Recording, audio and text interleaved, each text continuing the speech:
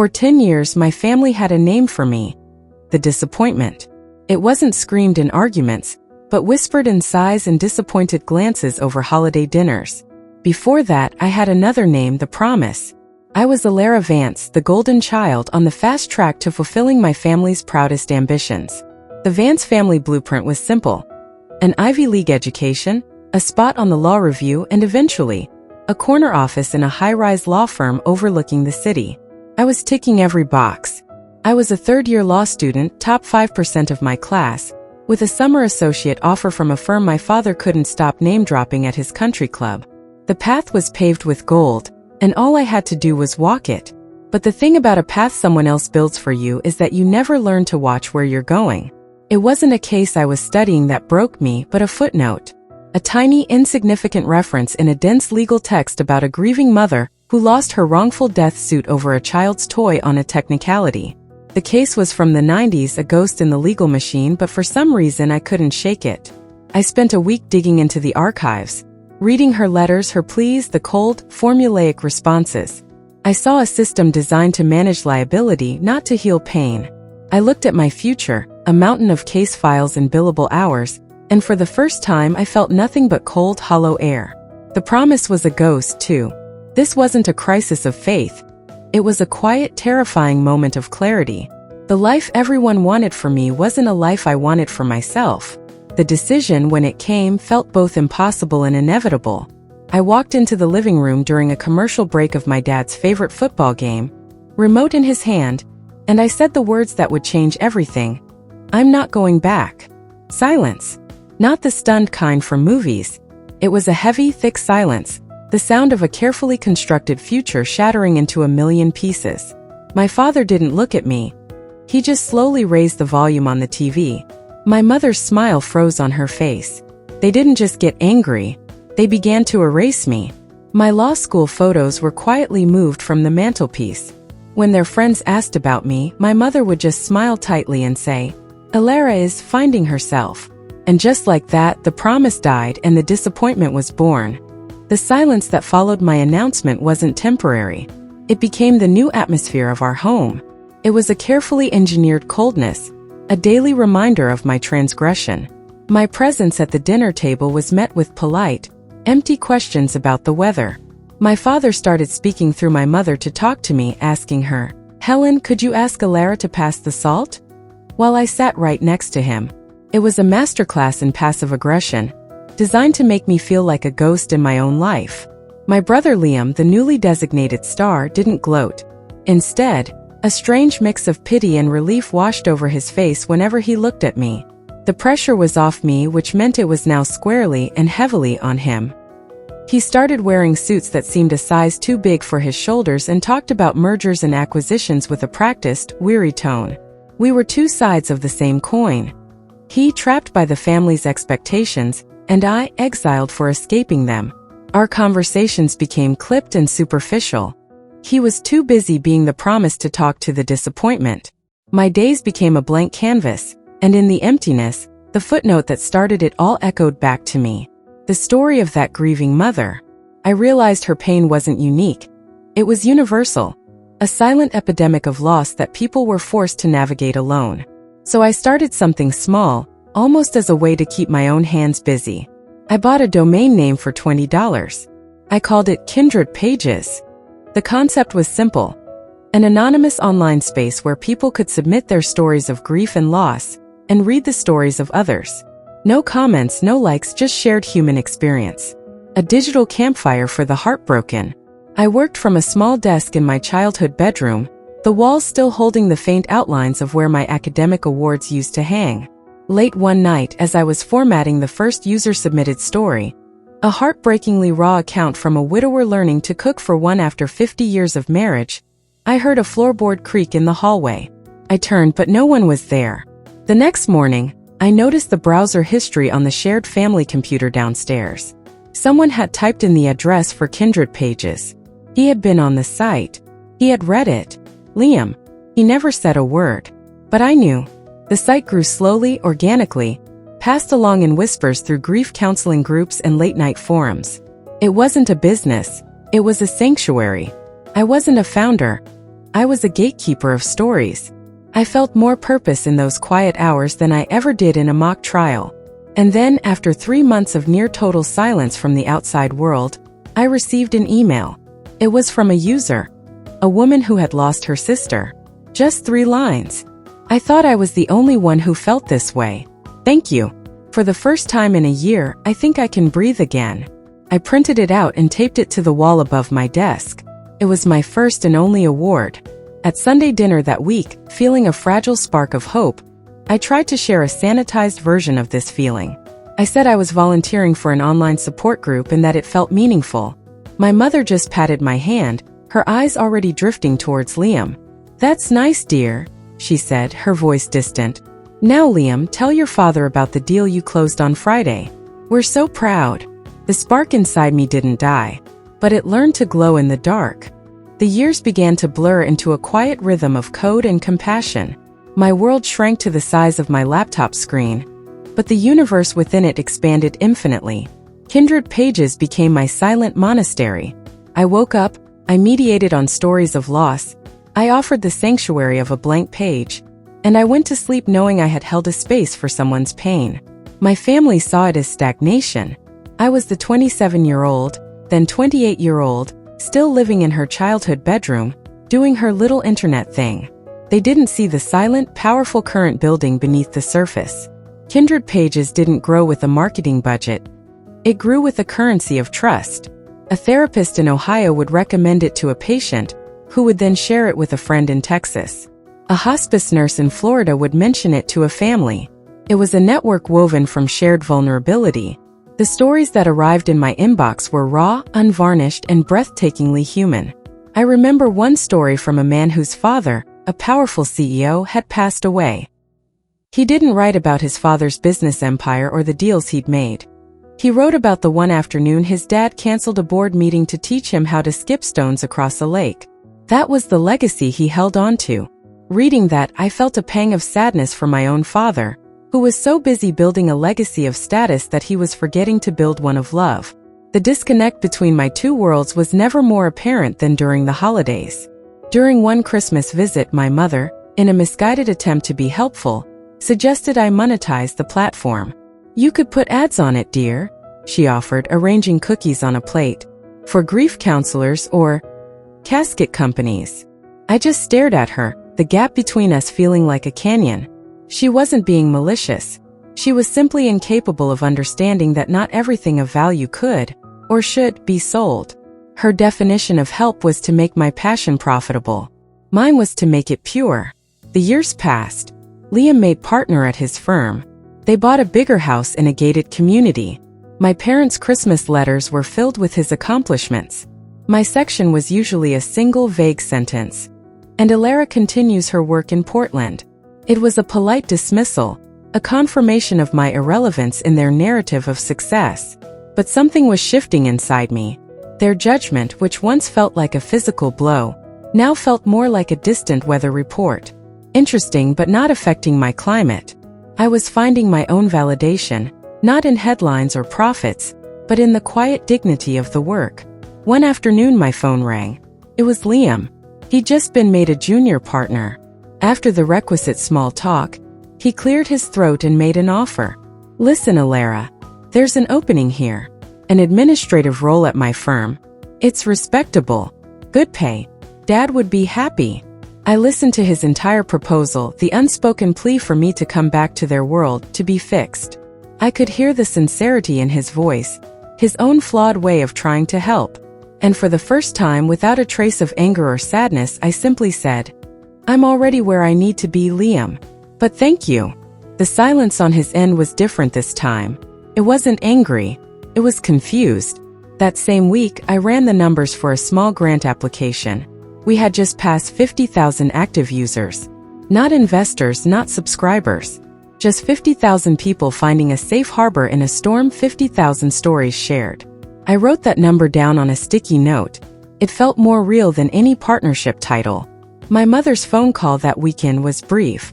She didn't scold me for turning Liam down. She just said, with a voice as brittle as autumn leaves, "We just worry you're choosing to be alone, Alara." It was never about my happiness. It was about their image. My choice wasn't a career path. To them, it was a social failure, a refusal to participate in the life they had so carefully curated. I hung up the phone, looked at the sticky note on my wall, and for the first time I felt truly profoundly free. The whispers about kindred pages started to change key. They moved from the hushed tones of grieving individuals in late-night forums to the thoughtful, analytical language of professionals in sunlit conference rooms. I didn't seek them out. They found me. An article in a small, well-regarded psychology journal mentioned the platform as a novel approach to communal healing. A university professor requested to use anonymous excerpts from the site in a graduate-level course on narrative therapy. I was still in my bedroom, but my work was starting to walk into rooms I had never been invited to. I remained completely anonymous, the founder known only by a username, Gatekeeper. Felt safer that way. Hundreds of miles away in a different city, a young therapist named Chloe was preparing a presentation for her clinical team. She was sharp, empathetic, and passionate about finding new tools to help her clients. She was struggling with a new wave of patients dealing with what she called ambient grief, the low-grade, constant sorrow of the modern world, a sense of loss not tied to a single event but to the general state of things. Traditional therapeutic methods were falling short. Her clients didn't need advice. They needed witness. They needed to know they weren't alone in their quiet despair. Her mentor, a respected psychologist with 30 years of experience, noticed her struggle. He forwarded her a link with a simple note attached. "Look into this. It's different." The link was to Kindred Pages. Chloe spent an entire weekend on the site, not as a user, but as a professional studying its architecture. She saw the quiet genius in its simplicity, the anonymity that fostered honesty, the absence of toxic positivity from comments, the pure, unmediated space for testimony. She was fascinated by its ethical design. "Whoever built this," she wrote in her personal research notes, "understands the nature of trauma better than most billion-dollar tech companies combined." She became a quiet advocate for the platform, recommending it to select clients and even referencing its anonymous case studies in her presentation, crediting the mysterious gatekeeper. A month later, Chloe drove to Portland to visit her boyfriend Liam's family for the first time. She was nervous, eager to make a good impression. As she sat in the pristine, unervingly quiet living room, making small talk about her career, Liam's mother, Helen, gestured vaguely towards a figure sitting by the window, half hidden by a fiddle-leaf fig tree. "And that," Helen said, her voice dripping with a sigh that was barely disguised as a smile, "is Liam's older sister, Ilara. She's still finding herself." I looked up from my book and offered a small, polite wave.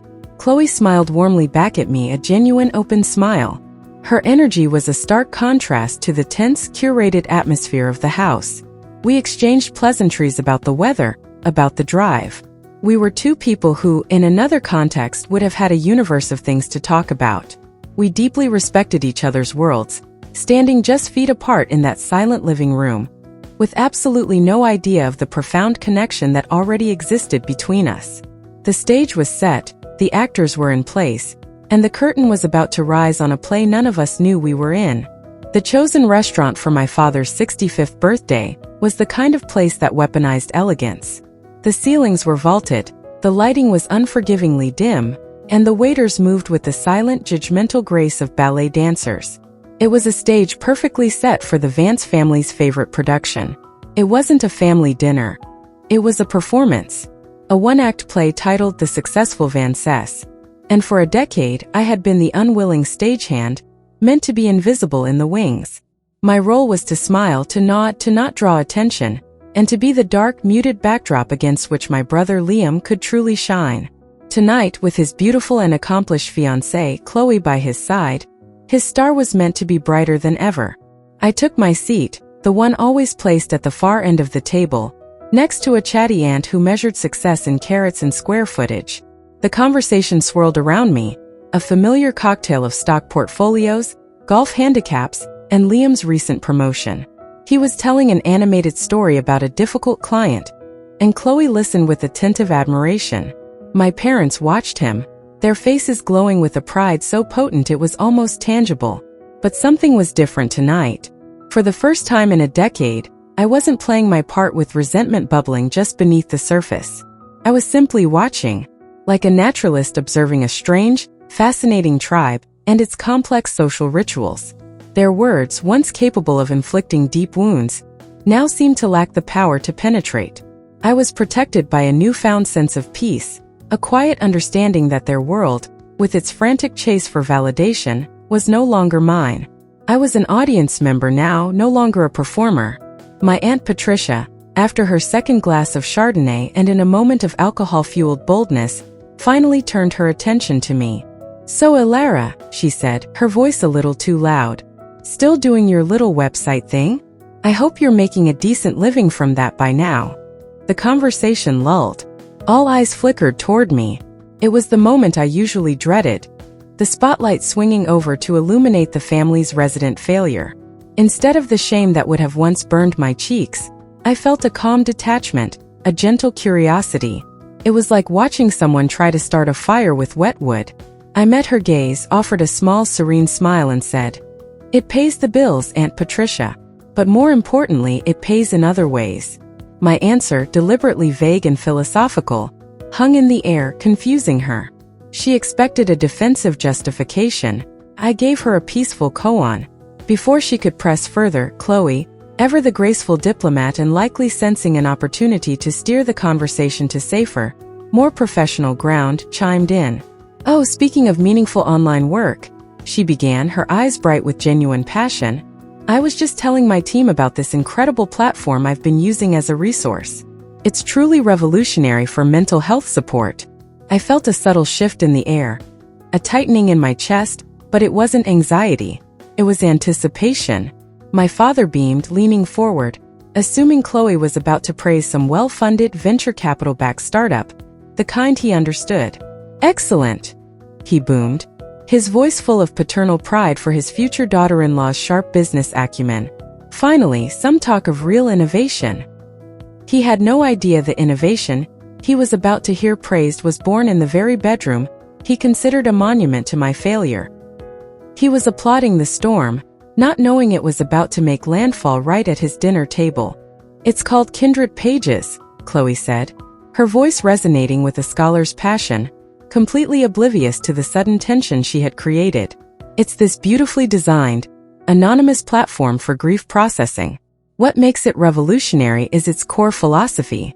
She spoke about its non-commercial integrity, its ethos of pure witnessing, and its profound psychological safety. These were words that had no currency at this table. They were a foreign language. My father exchanged a confused glance with my mother. This wasn't the kind of innovation he had been expecting. This sounded soft and profitable. My mother's smile started to look fixed, glued on. My father's brow furrowed, a flicker of irritation in his eyes. The name sounded vaguely, unpleasantly familiar, like a song heard in a bad dream he couldn't quite place. I saw Liam's face go pale across the table. He wasn't just connecting the dots. He was seeing the ghost from his computer's browser history years ago, now sitting at the head of the table, being lauded by his fiancée. He knew. And in his eyes I saw not triumph for me, but terror for the reckoning that was about to unfold. Chloe, still wrapped in her enthusiasm, concluded, "The founder, whoever this gatekeeper is a quiet genius. I'd love to just sit down with them someday." Then she turned to me, her expression open and collegial, seeing me as a fellow traveler in a related, if smaller, field. "You're into all that online community stuff, Alara. Have you ever heard of it?" Every sound in the restaurant seemed to fade away. The clinking of distant forks, the murmur of other tables, all of it dissolved into a singular, ringing silence that was focused entirely on me. This was the moment, the culmination of 10 years of being invisible. But the fear was gone. The shame was gone. All that was left was a profound, unshakable calm. I didn't look at Chloe. I didn't look at my aunt. I took a slow sip of water, placed the glass down on the white linen with a quiet, deliberate click, and turned my head to meet my mother's gaze, then my father's. I didn't say, "I created it." I didn't say, "That's my platform." I just looked at the two people who had defined me by my failure for a decade, and I said with a quiet finality that filled the entire room, "The most rewarding part isn't creating something that other people admire. It's finally building a self that no longer requires their admiration to exist. The silence that fell over the table this time was not heavy. It was a vacuum. It was the sound of a narrative, carefully constructed over 10 years of family newsletters and holiday boasts, collapsing into a black hole. My aunt's fork clattered against her plate, the only sound in the universe. My father opened his mouth, a word half-formed, then closed it, looking utterly, completely lost. He wasn't looking at a disappointment anymore. He was looking at a stranger who spoke a language he couldn't comprehend. Chloe stared, her mind racing, the pieces clicking into place with an audible gasp. And my mother? My mother just looked at me as if seeing me for the very first time. What happened at that dinner table wasn't a victory. Not in the way we usually think of it, at least. It wasn't a gotcha moment. It wasn't about seeing my family stunned into silence, or about finally proving my worth. If that had been the goal, the satisfaction would have been fleeting, a quick hit of dopamine that would leave me feeling just as empty as before. The real victory had already happened quietly over the course of 10 years inside of me. The dinner was just the closing ceremony. To understand what truly happened, we have to look past the drama and into the source of the conflict. My family wasn't evil. They weren't malicious characters in a play. They were trapped. They were suffering from a self-imposed condition I call the prison of the blueprint. This is a prison with invisible walls, built from the bricks of shoulds and supposeds. The blueprint is a map of success handed down by society, by tradition, by their own parents. It says, this is the correct path, these are the correct jobs, this is the correct way to be happy and respected. Their entire sense of identity and safety was tied to this blueprint. My father wasn't proud of Liam's job. He was proud that Liam was validating the blueprint, proving the map was correct. And he wasn't disappointed in my choices. He was terrified by them. My rejection of the blueprint felt like a rejection of him, of his entire worldview, of his own life's work. It created a terrifying question in his subconscious. If my path was valid, did that mean his was not?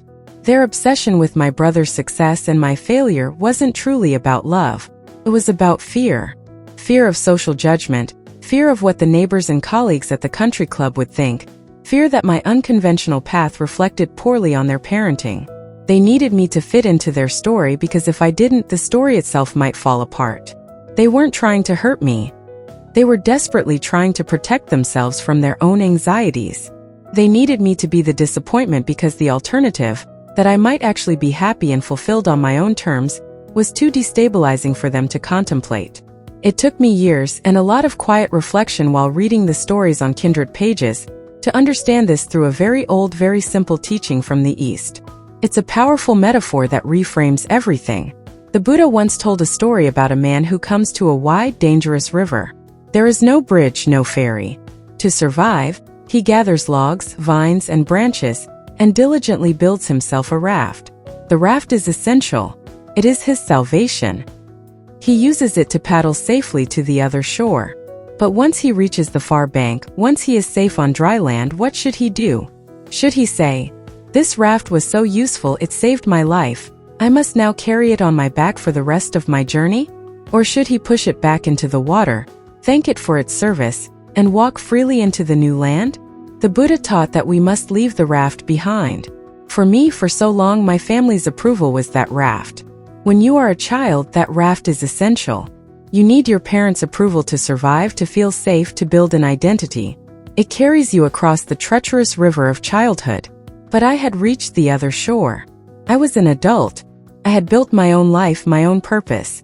And yet I was still carrying that heavy waterlogged raft on my back, wondering why I couldn't walk freely.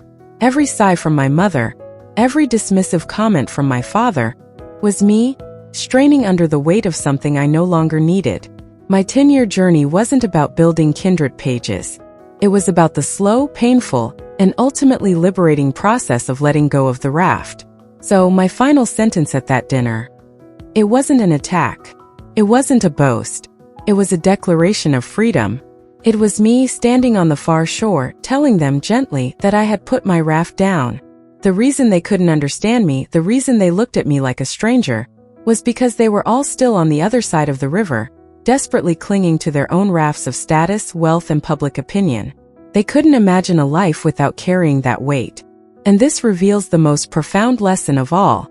The ultimate form of revenge, the deepest sense of poetic justice, isn't making your detractors see that you were right all along. It isn't about forcing them to cross the river and join you. It's about reaching a state of such profound inner peace that their opinion of you is no longer relevant to your journey. It becomes like the weather on a distant continent. You know it's happening, but it doesn't touch you. It doesn't matter if they ever see the light. What matters is that you have become the light. Their silence wasn't my victory. My inner silence was. This understanding of the raft changes how we look at every conflict, every judgment, every expectation in our lives, doesn't it? It shifts the goal from winning an argument to achieving a state of freedom. It reframes success not as a destination you arrive at, but as a way of traveling. It teaches us that the heaviest things we carry are often the things we think we cannot live without. And once you see the raft for what it is, you can never unsee it. So the question I want to leave you with today is this. What is the raft that you are still carrying on your back? What approval from a parent, what memory of a past failure, what societal definition of success have you carried with you across the river that is now keeping you from walking freely and lightly into your own life? It takes immense courage to even identify the raft, let alone to begin the process of putting it down. The stories we share in this space are powerful reminders that none of us are alone on that journey. So please share your story, your thoughts on this in the comments below. Your words, your experience might just be the sign someone else needs to finally set their own raft free. Your words might just be the sign someone else needs to finally set their own raft free. If this story resonated with you, giving it a like helps it find others, and hitting that subscribe button and the notification bell ensures you never miss a new chapter in our shared journey. Thank you truly for being here.